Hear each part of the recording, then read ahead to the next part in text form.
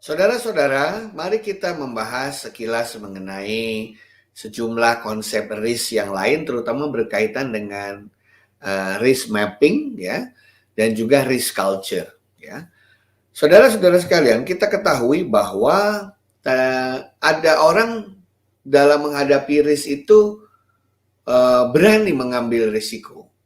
Tapi ada orang juga yang kalau menghadapi risk itu dia bersifat konservatif, dia jaga-jaga. Contohnya sederhana lah, tidak semua dari manusia itu kan punya asuransi. Ada yang berpikir, saya ambil resiko aja, paling nggak mungkin saya sakit.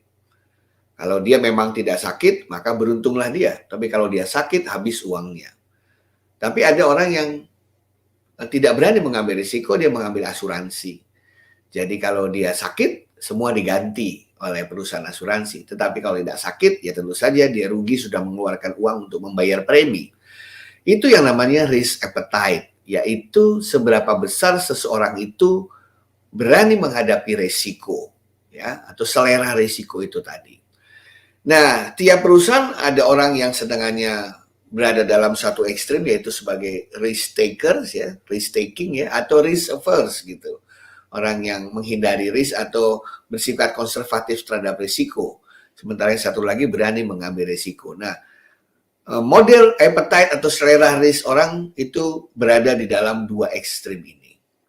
Nah, kalau risk tolerance itu artinya seberapa besar kita berani menerima atau kita bertoleransi terhadap deviasi terhadap risk level yang sudah kita set begitu ya, sampai seberapa toleransinya.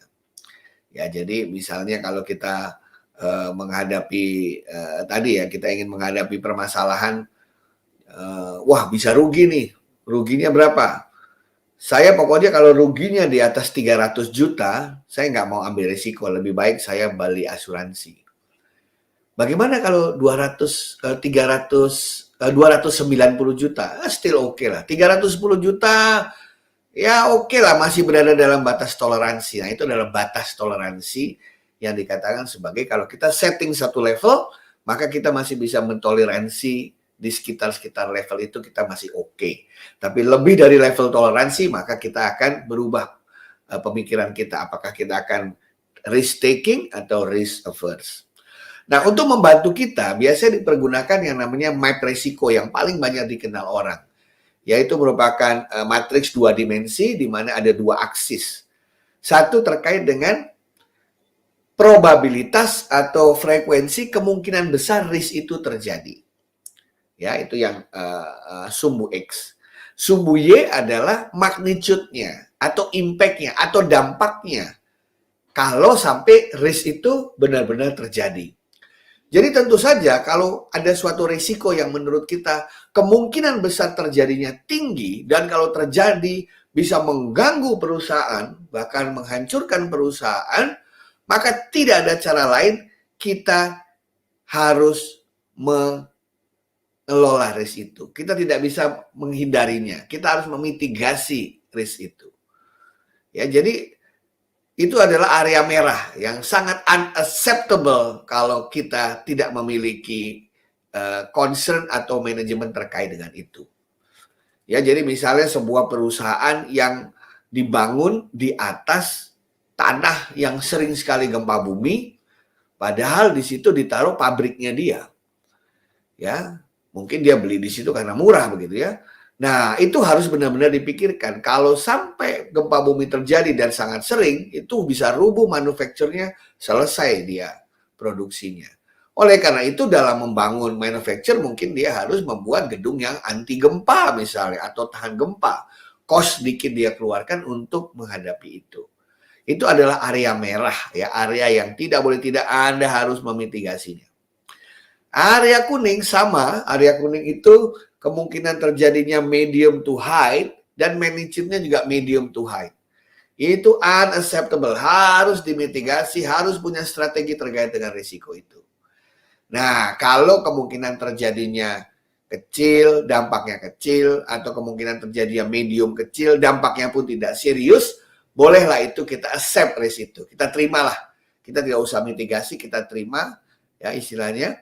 Karena risiko IT itu bisa macam-macam cara kitanya. Pertama, we avoid Avoid artinya kita menghindari, artinya ya nggak usah pakai IT. Itu risk avoid. Bisa adanya risk acceptance, kita terima risiko itu. Karena kemungkinannya kecil dan kalau terjadi tidak banyak dampaknya ke perusahaan. Atau kita bisa melakukan risk mitigation. Ya, risk mitigation artinya kita mencoba mengurangi probabilitas terjadinya hal tersebut, atau kalau seandainya terjadi bagaimana caranya dampaknya sekecil mungkin. Atau yang keempat, risk transfer. Ya, mentransfer risiko itu kepada pihak ketiga atau pihak lain. Nah, itu adalah cara-cara kita melihat mana risiko yang harus benar-benar kita perhatikan. Dan yang terakhir terkait dengan kultur risiko. Kultur risiko perusahaan itu berbeda-beda. Dan biasanya kultur atau budaya risiko itu ada 3 jenis. Pertama, perilaku manusianya terkait dengan menghadapi risiko yang saya sampaikan tadi. Ada yang bersifat sangat konservatif, risk averse, mencoba menghindari, sampai dengan yang sangat agresif atau risk taking. Nah, hal kedua adalah bagaimana behavior perilaku manusia kalau ternyata risiko itu terjadi dan memberikan dampak yang buruk kepada kita. Nah, kalau yang budayanya bagus, mereka akan belajar dari sana. Itu namanya budaya learning. Tapi ada juga yang saling menyalahkan. Saling menyalahkan satu pihak dengan pihak yang lain, bahkan tumbuh konflik. Itu namanya blaming culture atau kultur saling menyalahkan.